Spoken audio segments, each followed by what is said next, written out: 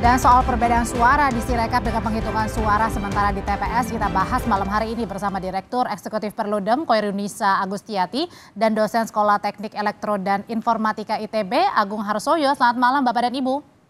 Selamat malam Mbak Audrey. Oke, saya mau ke Pak Agung dulu. Pak Agung, ini kan KPU bekerja sama dengan ITB. Nah, kemudian apakah ITB ini sudah menemukan sebenarnya kesalahannya di mana dalam error, kemudian juga tadi salah masuk, ini sebenarnya sistem atau murni karena human error, Pak Agung? Jadi ini kebetulan saya memang dosen di ITB, tapi bukan saya ini, saya dulu disclaimer secara ini ya. Jadi kaitan dengan itu memang kemungkinan error itu ada di beberapa tempat karena seperti kita ketahui kita kan menggunakan dua teknologi yang sesungguhnya sudah cukup mature ya. Jadi ada ICR, ada OMR ya. Jadi itu cukup sensitif terhadap sudut dan putaran, kira-kira begitu ya.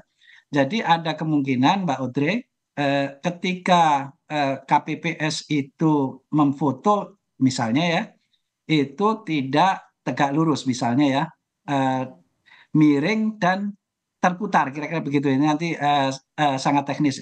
Sedemikian rupa sehingga itu akan kemungkinan terjadi error. Kira-kira seperti itu. Kemudian memang kalau itu berarti secara kesalahan teknis, manusianya itu bisa dibilang kalau kayak gitu, Pak Agung. dalam hal ini itu kan penginputan ya. Oke. Jadi memang teknologi itu punya satu keterbatasan tertentu. Kalau ini tadi kan disebutnya kan kaitan dengan apa ya, invarian dari putaran ya, kira-kira gitu. Jadi kalau dia terputar maka ada kemungkinan salah membaca. Itu satu. Jadi apa namanya, karena SOP-nya itu sebetulnya sudah disampaikan ya. Saya menduga pasti sudah disampaikan bahwa kalau memfoto itu tegak lurus. Tapi di lapangan kan tidak terjadi seperti yang seharusnya. Jadi itu kemungkinan kesalahan bisa seperti begitu. Tapi kalau ini saya cerita tentang seluruh kemungkinan ya, bahwa kalau di keilmuan kami itu ada banyak kemungkinan kan, itu ada semacam layer-layer ya Mbak Audrey. Jadi kemungkinan nanti kesalahan itu atau ini terkait dengan security ya. Jadi Tapi bisa berarti di artinya Pak jaringan, Agung, bisa di ya. itu sistem dan juga bisa saja terjadi kesalahan pada manusianya, itu bisa dua-duanya terjadi kemungkinan. Kemungkinan bisa terjadi karena layernya kan begitu tadi. Layernya kan orang nih. Orang menginputkan tidak langsung datanya. Jadi kan kalau datanya kan angka tadi ya yang disebutkan beberapa kali. Angkanya kan tidak diinputkan langsung, tetapi kita melakukan pemotretan Baik. terhadap C1 plano ya. Oke. Jadi itu ada kemungkinan kesalahan di situ. Kemudian kalau kemungkinan yang lain ya, ini kalau secara praktek yang ada di dunia itu kan kemungkinan itu mesti dihitung ya, bahwa meskipun telah dilakukan secara benar dari sisi algoritma, dari sisi aplikasi, akan tetapi ada kemungkinan juga tanda petik serangan dari luar. Maka dari itu untuk agar nanti Pak Agung, tahan dulu pertanggungjawaban. sampai di situ ya Pak Agung ya. Saya mau tanya ke Bu Koirunisa dulu. Bu Koirunisa, ada kesalahan dari error ya, KPU-nya servernya ini sempat error, kemudian juga salah input data. Bahkan tadi kalau salah satunya sudah menjelaskan ya, ada suara yang signifikan di pasangan tertentu yang kemudian berbeda dengan penghitungan di tingkat TPS sendiri. Ini ngelihatnya gimana sebenarnya? Ya, sebetulnya pertama begini, Sirekap ini kan sebetulnya adalah tools yang digunakan oleh KPU supaya publik bisa mendapatkan gambaran hasil pemilu. Karena kalau kita nunggu hasil pemilu yang resmi itu agak lama. 35 hari. Baru tanggal sekitar 20 Maret kita bisa tahu kepastian suara itu di tanggal sekitar 20 Maret. Nah, makanya KPU mengembangkan yang namanya Sirekap. Nah, Sirekap ini bisa dikatakan memang bukan hasil resminya alat bantu, tapi fungsinya sangat signifikan. Signifikannya kenapa? Karena dalam proses rekapitulasi yang berjenjang tadi, sumber datanya nanti akan dari Sirekap, lalu kemudian dari Sirekap ini publik akan bisa mengikuti perkembangan proses penghitungan suaranya. Karena tadi C1-nya itu, C hasilnya itu, raw datanya itu akan diupload. Jadi sebetulnya ini aplikasi yang sebetulnya baik begitu ya. Nah, tapi ketika dia tidak dipersiapkan dengan matang, bagaimanapun juga pemilu ini kompetisi politik. Dan pasti tadi dinamikanya gitu ya, dinamikanya pasti luar biasa. Satu suara itu pasti sangat diperebutkan gitu ya. Sehingga kalau aplikasi atau sistemnya ini yang walaupun dia alat bantu gitu ya, tidak bisa membaca dengan benar foto gitu ya, foto C hasil di TPS tidak bisa dibaca dengan benar, kemudian ada pasangan calon yang suaranya bertambah, Ya, kan jadi sensitif begitu betul, ya. Nah, betul. sekarang kemudian pertanyaannya, bagaimana KPU mempersiapkan ini? Waktunya cukup nggak? Kan mempersiapkan teknologi untuk pemilu ini nggak bisa buru-buru gitu loh, karena balik lagi, ini kompetisi politik.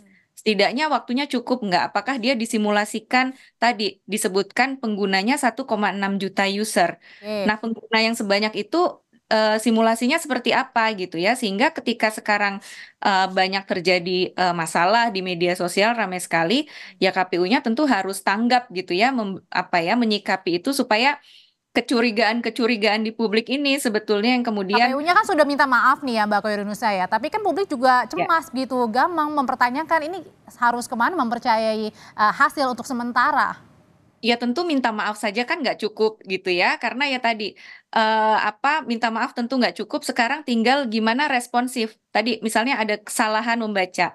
KPU saya nggak paham teknisnya gitu ya dengan Pak Agung, tapi tentu ini kan bisa diperbaiki dengan cepat gitu ya, karena dengan Sirekap lah publik bisa mengontrol, mengawasi, Oke. ngikutin proses penghitungan suara yang sekarang sedang berjalan. Kalau ini nggak ada, Sirekapnya nggak ada, kita gelap nih sebagai publik menunggu sampai tanggal 20 Maret ini makin makin ini lagi nih kasak kusuknya gitu Cemas-cemas ya. ya, was-was ya. Betul, betul. Oke, kalau gitu dari Pak Agung sendiri ngelihatnya dari yang bermasalah setidaknya di pemilu 2024 ini Sirekap sebaiknya harus tetap digunakan, diperbaiki atau nanti harus ada yang sistem baru nih?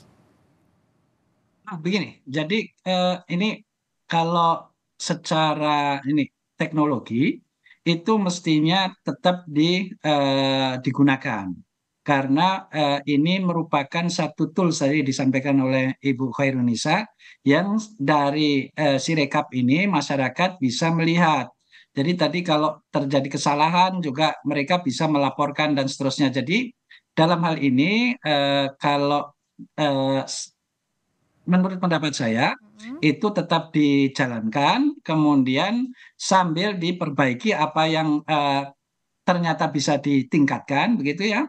Kemudian terkait dengan SOP, itu tadi kan ditayangkan bahwa ada kesalahan yang kemudian KPPS kan tidak diperkenankan begitu ya, tidak diperkenankan untuk langsung mengoreksi, maka menurut saya dalam hal ini perlu ada semacam SOP bagaimana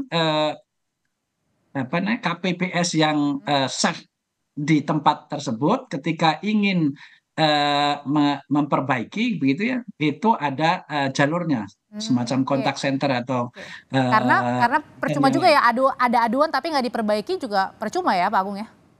Betul, betul, betul. Oke. Jadi menurut saya itu memang yang secara teknologi ini kan sesungguhnya disampaikan oleh Mbak Khairunisa tadi kan ini sesuatu yang bagus karena itu membuat ini lebih cepat begitu ya.